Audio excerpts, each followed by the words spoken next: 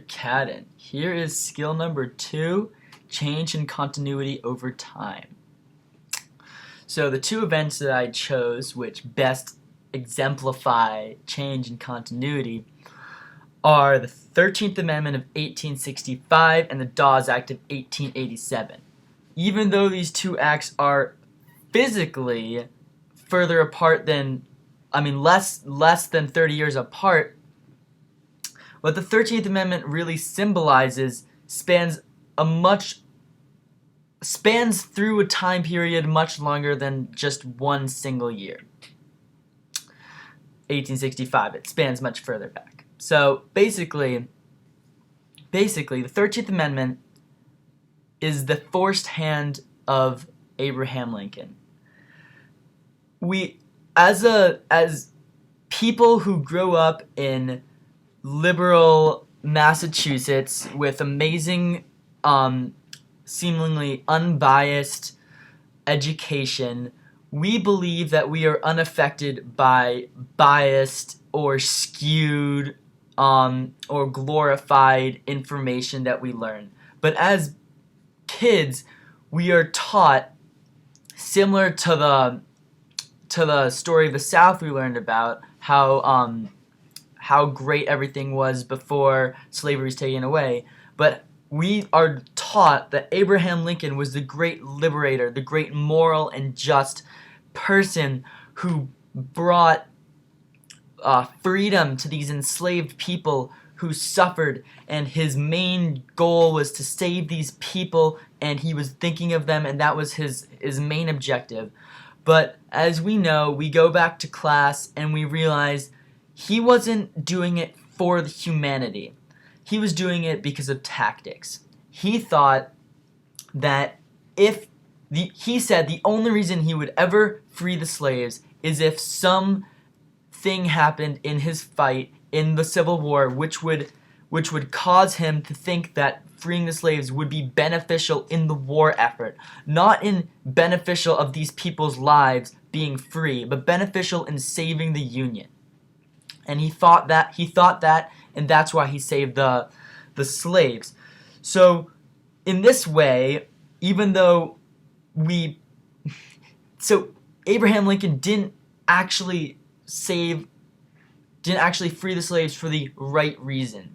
So in this way, even though we perceive the 13th Amendment as a progressive major event in American history, in actuality, it was not civilly done. It was not done for like I said, it was not done for the humanity, but for the tactics. And that represents continuity through to the Dawes Act. The Dawes Act is a policy which is aimed at the forced integration of Native peoples. This act essentially destroyed these Native peoples' way of life. This act forced people who are happy in their lives, in their secluded, solitary lives, it forced them to leave and go start a new life in a new place where they're not comfortable. And we know from history that the majority of Native Americans had really bad time. They didn't make a lot of money. There was a lot of poverty, and there was a lot of depression among Native Americans. And actually, there's still repercussions that we see in Native American reservations still today.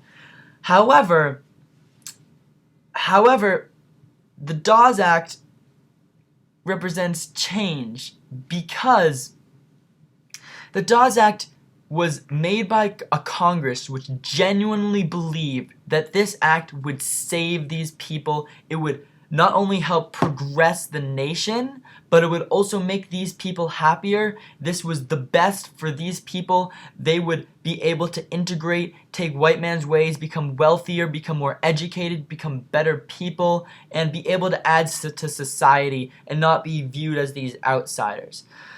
So the reasons that Congress passed this were good. They were good. So it shows change because the 13th Amendment was passed under the wrong reasons. It wasn't passed for the humanity, whereas even though the Dawes Act ended in tragedy, it was still passed for the people rather than for the war effort, which isn't actually, I believe, as moral as doing it for the people. It represents continuity over time because you can really relate the Native Americans' plight in the Dawes Act to the enslaved person's plight. As an enslaved person, you have this is not a stretch, but this is a significantly this is a kind of I wouldn't say a incredibly solid comparison, but the enslaved people are forced to do whatever slaveholders say. They have no rights in what happens. They have no rights in being sold. They have no rights in being moved to a different plantation. If their family, the white people who own them, if they want to move to a different place, then the slave people will move to a different place. So we know from class how few rights that enslaved people have. They are incredibly poor. I don't think they had the right to own property as property, and they also had a very, very low level education. The average enslaved person was very uneducated. As a Native American, you were considered educated for your people. You know the hunter and gathering skills. You know how to be a good member of society, a Native American society, and in that way you are educated, and you are also having a little brain fart. You're also not poor because the how Native American society worked in this time was everything was communal. So there was no concept of poverty. It was everyone owned everything together, and they worked together to make everything, and society flowed as a collective rather than a capitalist idea. So, as Native Americans are forced into white society, essentially, they're exposed to poverty, so they gain poverty because they don't have this idea of capitalism. They are forced into a capitalist world where they do not know how to adapt.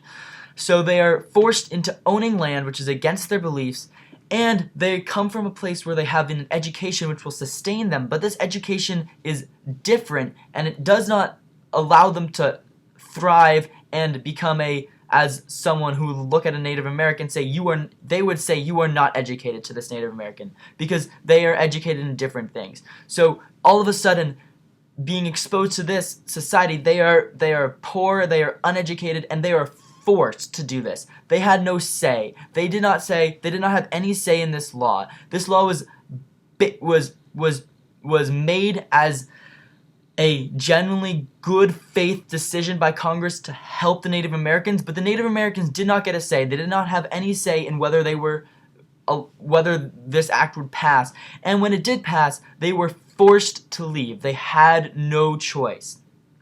So, like that, Native Americans are similar to slaves, and if you make that comparison, you can see how slavery could be the mistakes that people made with slavery as it became embedded in American society. And you see with the 13th Amendment, wow, look, we're changing. This is, even though it was made for the wrong reasons, it's changing, and we can move on, and we can become a better society.